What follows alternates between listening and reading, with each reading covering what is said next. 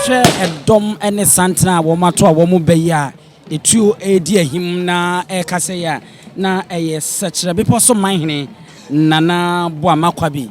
a wotoso ennan wono ena wono so ne dom na trankonya nana no mani ntini etwetwewuro womo so yi womu ti a wono ebeye wono dru Offinso ye wo Offinso a enye asem keto akra samre so hwa wode nani echire mu ewo biaya enne ye nana Offinsomanhene WIAFE AKENTEN sabi otoso mienu wokwa akura na ye de na to no afei ena wono so aba bedura wo hwe na afei wakwa akohwe nani echi a enye asem keto a na ye se eno no nana Boamah Kwabi a wotoso ennan wono ne natan konwa ne mpanyimfo nananom ene wo so ato santen no ene sa wohwa berman nani abriye pa se wo nse wonyimpon bia piesa na ahaban etuana no na wode nyanya ahaban agunukoma na yese wato abeso no nani abre ade ato nani a enya ase Daniel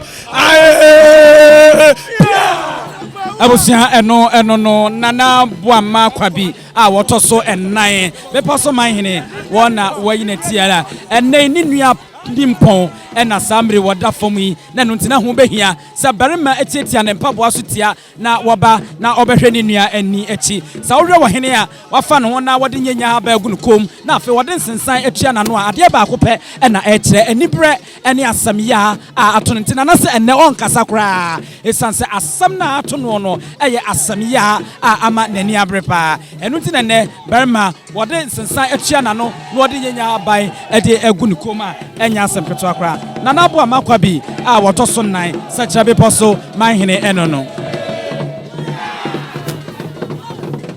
sa wohwa nana nso aye asonani prakopa asona de hye ni bia enne adadi prakopa mmanwu se ye kasa asonafo sabia kroto ne ne wonya fempo na tese obi ati kono no asakire wo mu ampa enne ahemfa ye hu wo mu ha no wono mfie kwa animu nanso ne obi ane won ma sabia kuna nanom monimu a afun wom wo mu nyina mfie kwa animu nanso wo ba ma wo se berma nie sa wo hye nana sadie ne nyenye ne nyina so a wode ba wa kire se wo ye asonani ampa a sabia kroto nati kompo ana tese obi animu ba ma ho ofeyie na wra enne ayintuma no afra eni braba nanso no wo hwe na wo se berma ena yiniti a wo ba na enye asem keto akra nana Boamah Kwabi a wotoso ennan sechere Beposo oku twa asuo enya asem keto akra wo na yiniti a wo ba ye die ntia ye frɛ no oku twa asuo no enkra me ate ase se okoi na okoto asuo bia na ye frɛ ne yire na asuo no na se de nani hu sitie no nanso barima betimi koi a wo twa asuo no eno ana ye didi ye frɛ ne se okutwa asuo ye de to barima edi so a anya asem keto a dodo bribi naja ene no anana Kwabi a wotoso ennan barima ba no ena eneye wayiniti a wo beye makire mu sentia ye frɛ ne se okutware asuo nana wadaroma obetimi am ye nkyeremu kakra sentia ye frɛ no okutwa asuo sentia ye frɛ no okutwa asuo ni se ye de yese eti we de obeku free ha beba no na obedru nsuo na gya na de obeku free ha beba no na nso obedru nsuo na gya ne wo de nsuo no atose nanso ono ene ohina okutwa afram etwa asane adunti de frɛ no okutwa asuo asuo ya obobodi nyina so nya asuo enya asuketwa adunti de frɛ no okutwa asuo ebize okutwa afram asa okutwa asane asa abre wo hwɛ sechere Beposomanhene na Boamah Kwabi okutwa asuo otoso nan ya e ba bia Beposo wo enso oni atabugu ene amanten ene bɔhye na chese onya ohenketwa wasa ohenketwa wasa timam na sa ohwa Asante abakɔsɛ mu nso a se uyi ɔkyehene asona ema no na beka ho asabi o uyi ɔkyehene na epani na Offinso hene aba na Beposohene wɔno ne wo mo mensa na adwesohene ne wo mo anane na manzo nkwanta hene ɔyɛ wo mo ɔfaase manse nkwanta ehene ɛyɛ wo mo ɔfaase na nanom asonafo ba no ombesoe adanse akrofrom omobesoe adanse akrofrom adunti Offinsomanhene na chiriba ene sechere Beposomanhene abusiafo na chese enya asam keto akra ya nana Boamah Kwabi a wotoso ennan Such a Beposomanhene enough from cry. Somebody a sua Beremaba or Koye, now Ochaye, and then Yasukitwa, and until your friends or could cherry a sue, and no one backasem, and now what him point what they amaya, and Yasam Kitwa, what some young say, Yaka Asuna Busiana, ye PSA, and now at a Yawatahine, or no, why a mensa at a say, and Yasam Kitwa, Yensin from Ewo Asante and Mantem Hanum. Ayan, and I will make a cookie so when you come, when you are Johnny. Sansokwani ya said dia okoni said dia kura ogina ne naso kwapem so be kwaje ne man eti okutwa so waya yenim kuo yenim dwani o aye yaw adenti na mode pia so pia na so say oyo yenim pon akondi na wako abu Asante man abana we ka oni yewura otumfo a watekokoroso wo mo kruye eno mo nkabo mu no pia no ene odosronko a ya okoma anchirima no ye fede enti anu ni amamra ya de tontom no Edase abusiana yese eno so eno no a ena bompata manhene ambassador nana efa apenten ono eno no so ene ne nana no atankonwa one ne dom wo mo so ayi wo mutia wo mo aduru ha na wo so behwe ama enne yana na WIAFE AKENTEN ye ya hwe na afeye ya pa ne krabia kra enne enya asem ketwa kruwa eniwa ewo ambassador nana efa apenten wono ena wayiniti a wone na tankonwa enso eba na enya asem nana Chafohene ohim dankwa na jese secha beposo ehene no ni nifa hene eno no wona eneye okura etu a nania abra wo to ne dendenden a enye asem keto akra ewo ehonom no mare mfise nipa wodi nanim no ene nana Boamah Kwabi a woto so enan a waye secha beposo eman hene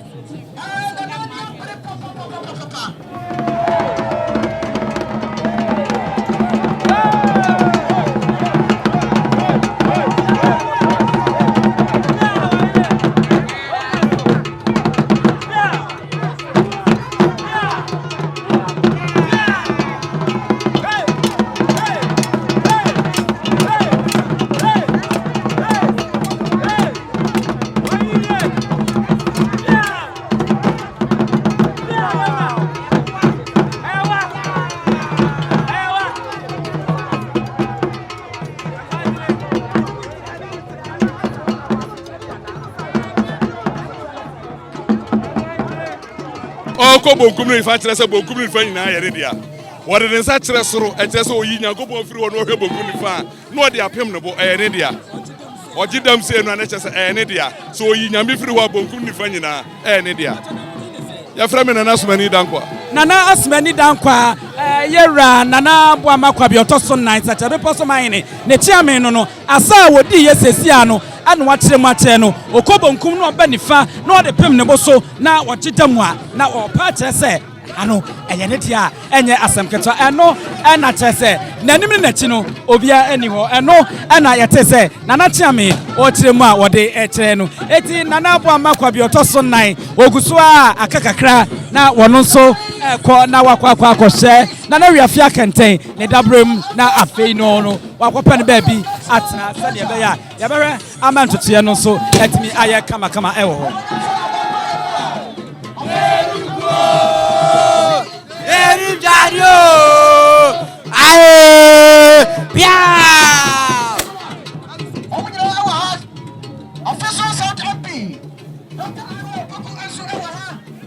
abusia yeguso wena edina nanim na sekere ne sai yeselo weya ese sunsumbadi bia timi ma na nchai sunsumbadi bia etimi ma na nchai bobi woni bodi a o timi hwe nana ena nyanya na ede na loko mu no ano so pama honho bone eti na nani able jebra na ni able no ya usa honho beble wa ha se de be yo bintimi ntra nana eti na sa na ma we ebo na ho ban amadu mu ye du Asante mamla no ase abusiana eno so ano no ese na ekura no asekyere ne se emanana mu yedu ebo nana ho ban a sunsumboni bia entimi ma no afa so nyanya ha ban na eda ne komu no so no eno so pam sunsumboni pam sunsumfi a entimi sunsumboni bia emanana nchen Sambe de Nana Boamah Kwabi otoso nine sacha Beposomanhene oku chori asio wono ena wo bayi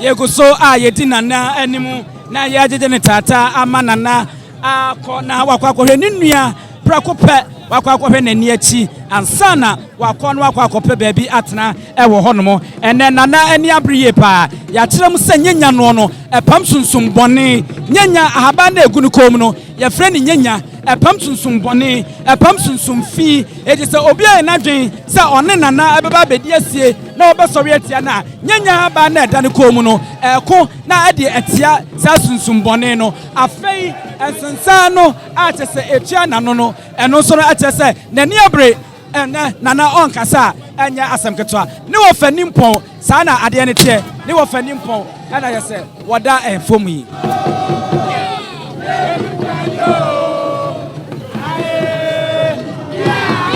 abusia na yese sabepepe samede nana Boamah Kwabi a otoso enan sacha Beposomanhene ono ena samre wonya adurawie enche na owuramu owedi etio kra na wodi kan a eye nana twafohene ohwim dankwa wono eno no nana Boamah na de hye ne bi enedi animu a wono eba na wono so ekowuramu ano no na wono makore na na WIAFE AKENTEN ansana waba no aba betrase afi na akakuma bi na wodru wono ma enye asem ketwa ewo hokra nana edi asakakra ye twimpini ayenko bisana na wodi asai nidin na yenko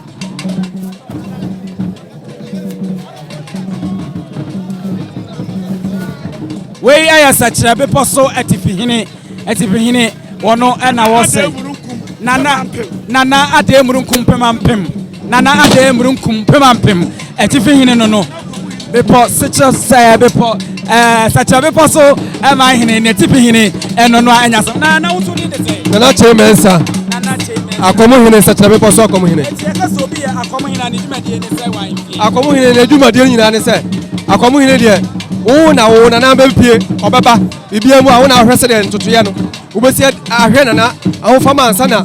nana no aka no so apie no mahu tina wo no wo de akomuhene de wo na bibia mu na attach chief of command esa wunya ni pato wa imfi dabi una attach chief one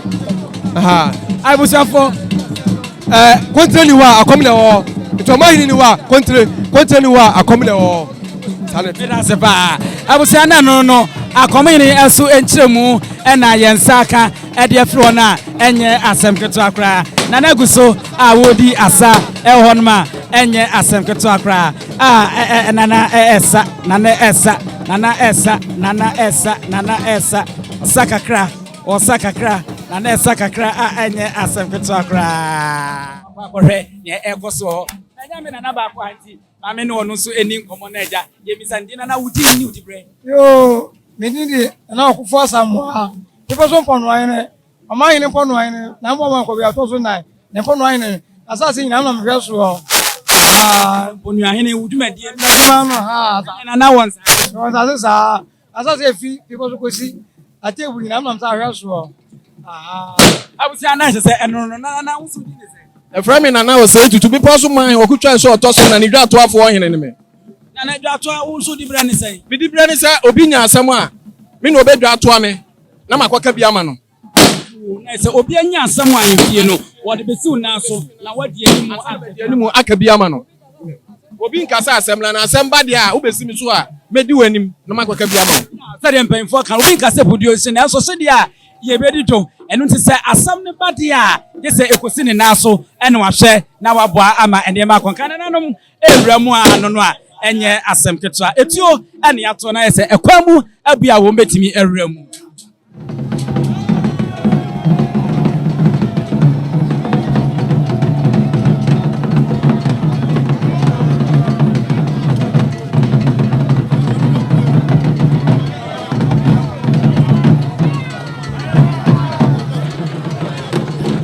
abusia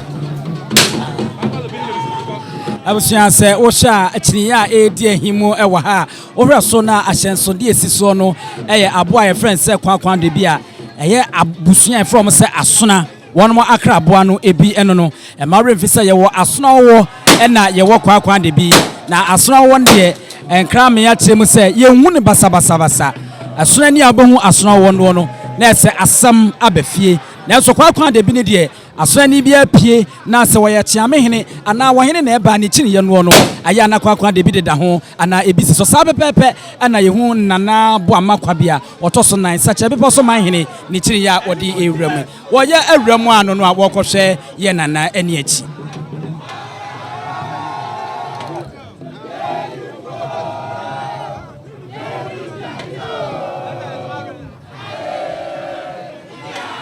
nana Boamah Kwabia otoso nan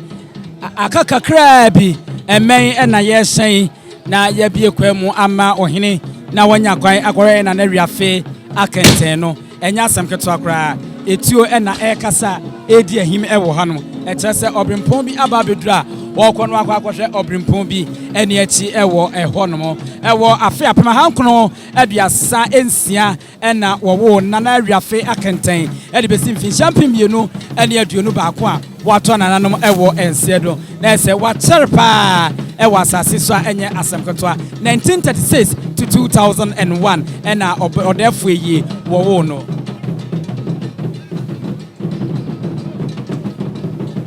dentini ebube ne brebe nse si ebube ebe ye de den kura preko enim sebe odwampopo bi esi kuro ni mu awase wadoro sra tanyini wantena fie ema aseduamfo blani pie frimantam behin se pin enye nkwande wa na yesotro no wa ansa na odi asebe fita na no akode ebrensi am wa wotua ne nsem mojabumo ni hu bi duanani wie klaman wo ye sofo kra wo nyeye bi tontonte ye no sa na ye fa nyansapo aboa ntakra na mane yakese na ntakra aboa ne de fanyinam kwatere kwa mada woro ma ntuma ye fe ni din de seyin ni din de Obama akola wa no so pese otrimu osuma ense bratam the perfect ne honhon hia na America sabe ka ya twa ni mu nyame nai ebu afaso enye de ya twa ni mu twa nyame sebedi akone bekwen bodi atwede na se kofindro ne ya aben ntime nyina ni mu ampata na wo yade ya